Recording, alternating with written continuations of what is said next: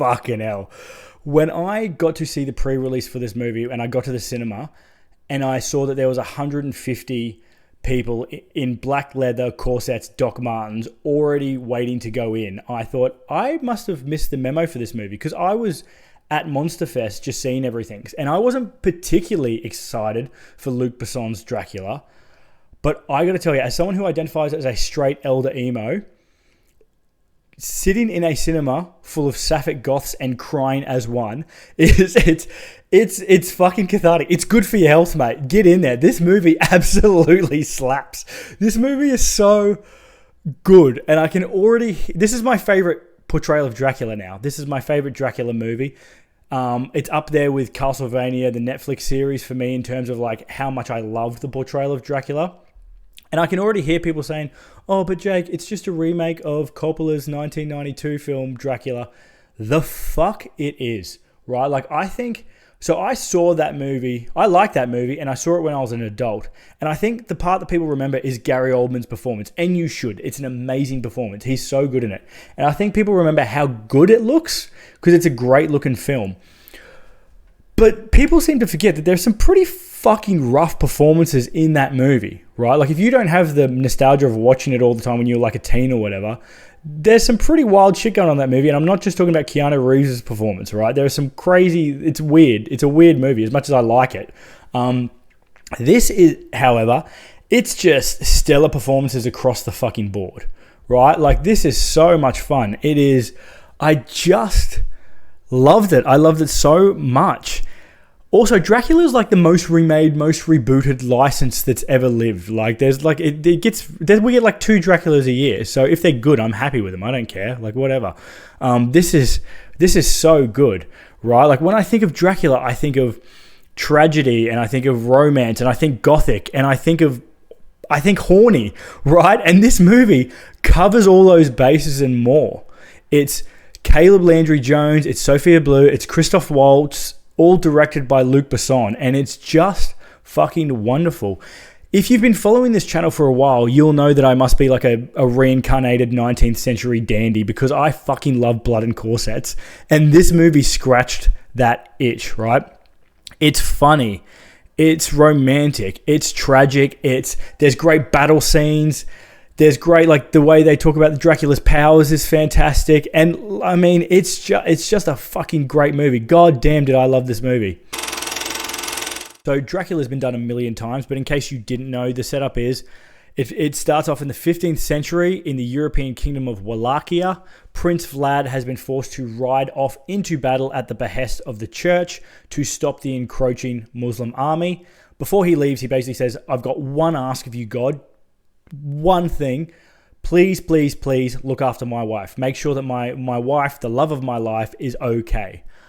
I don't know if God wasn't listening or paying attention, or he had other shit to do, or doesn't exist. I don't fucking know. But he doesn't do it. He does not look after Vlad's wife, and when he returns from battle, he has the fire and hatred of 1,000 suns burning within him, and he basically declares war on God and gets cursed. Right? He renounces God and says, fuck you. I'm going to do everything in my power to stop you. Cut to 400 years later, and Vlad is this like decrepit vampire living alone in his gigantic castle. He gets a visit from a real estate agent and lawyer called Harkin, who has come from Paris to discuss the sale of one of Vlad's properties, because if you've lived for 400 years and you're still poor, just walk into the sun, bro. Maybe just walk into the sun. And as they're talking and Vlad's regaling him with his past exploits and the tale of his wife and how much he misses her and mourns her, Vlad pretty quickly clues on that Harkin's wife, Mina, sounds a lot like his lost love.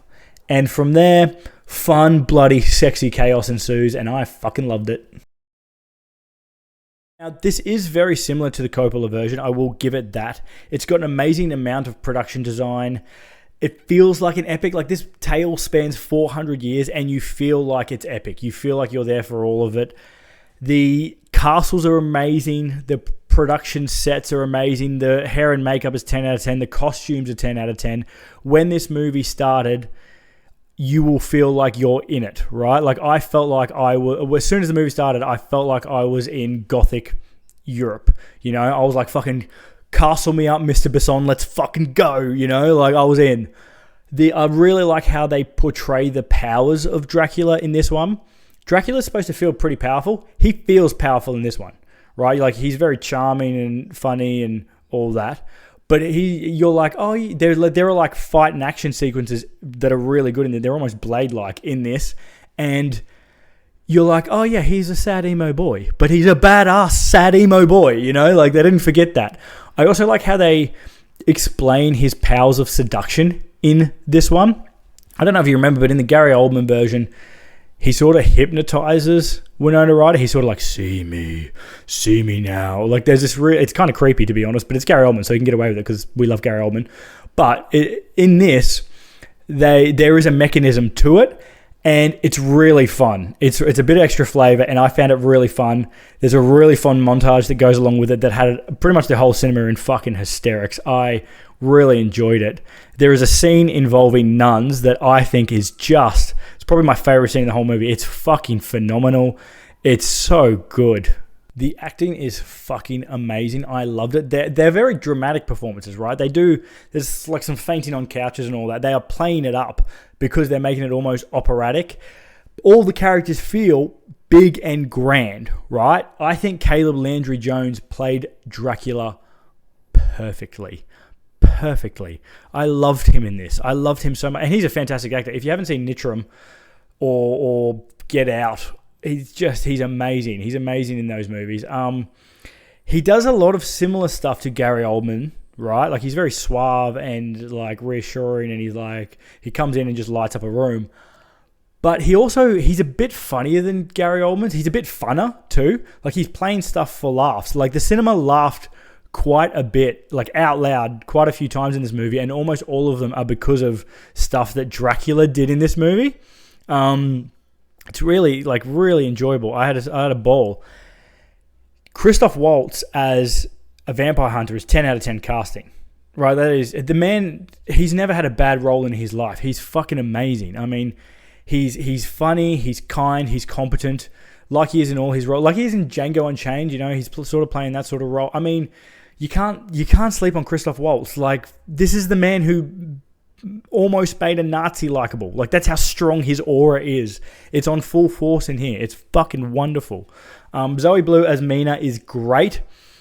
I find her more confident and more self-assured, and she bites back more than like Lily Depp's Nosferatu version sort of does. Like she is confident in herself and she wants to get shit done.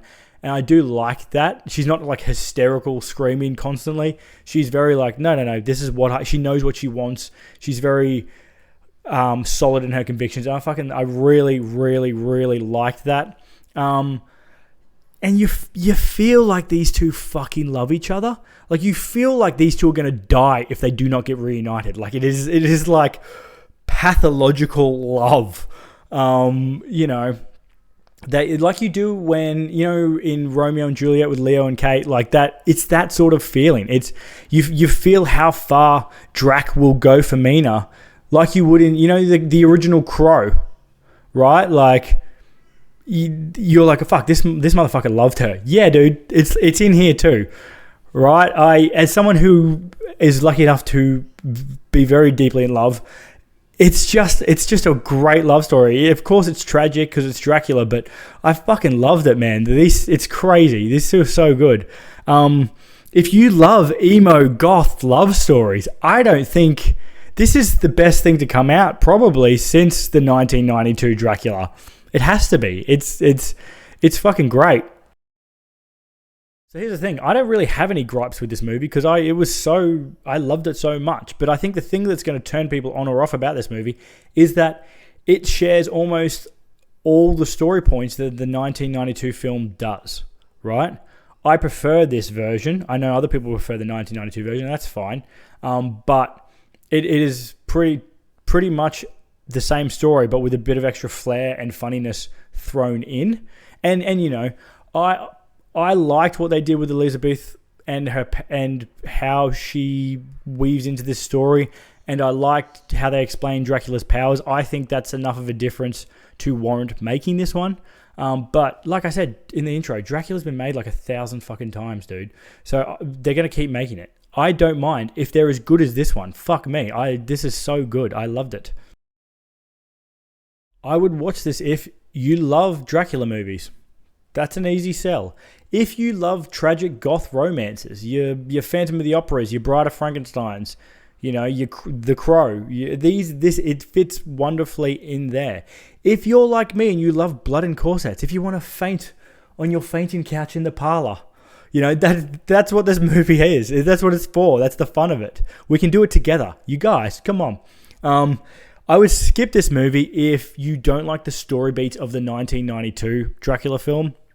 This is similar in story beats. Not in execution, not in, lore, I guess, but it does follow a lot of the same story beats. So if you hated that story, you probably won't like this one.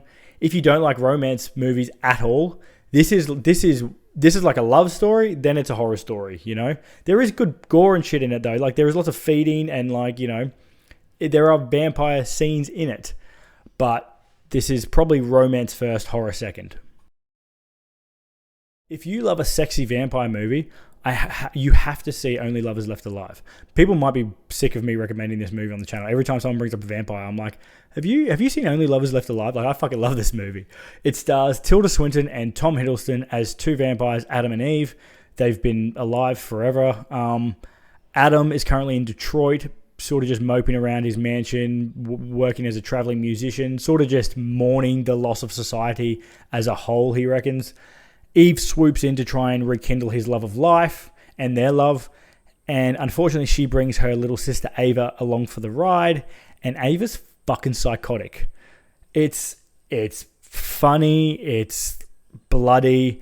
It's just a good opportunity to watch two really attractive people love each other. We love that in vampire horror. That's what this movie is. I love Only Lovers Left Alive. Another really good vampire film that I actually saw recently, like two weeks ago probably at this point, is Thirst by Park Chan-wook. This is a Korean vampire movie. It's about a saintly priest. He's a really kind guy. He's by the book. He gets a blood transfusion due to an illness, and he gets infected with this disease that awakens new desires in him, desires for sex, desires for blood, an aversion to sunlight. You know where I'm going with this. He's a fucking vampire. And it's about him trying to wrestle with his new life and his faith, because he takes a obsessive liking to his childhood friend's wife, and he's lusting for her, and he's trying to work it out, and he's struggling, and she's into it, and it's just this. It's an amazing movie. It's such a good movie. It's one of my favorite vampire movies of all time now. It's bloody, it's gross, it's very horny. Like, everything at some point gets covered in like saliva or blood. It's horror with a capital H. There are some really full-on scenes in this movie. There is a feeding scene that is scored by this big orchestral swell that is just monstrous. I love it. I love Thirst. Highly recommend seeing that one if you like vampire movies and haven't. That is day 20 in the books. Let me know if you've seen this one. Like, it's going through a bit of pre-release at the moment. I know it hasn't released in America yet, but let me know, because Dracula is a much beloved IP. Let me know your favorite vampire films too. I love vampire movies. I watch a lot of vampire movies. Good, and if you've got good vampire movies that you think I haven't seen, let me know and I'll chuck them on my watch list. I'm always looking for vampire movies to watch. I fucking love it. There's people think that there's only these like 3 good ones. There's fucking plenty of them out there. So if you know any, chuck them in the comments. I'll chuck them on my watch list. Hopefully I'll see you tomorrow for another review. Peace.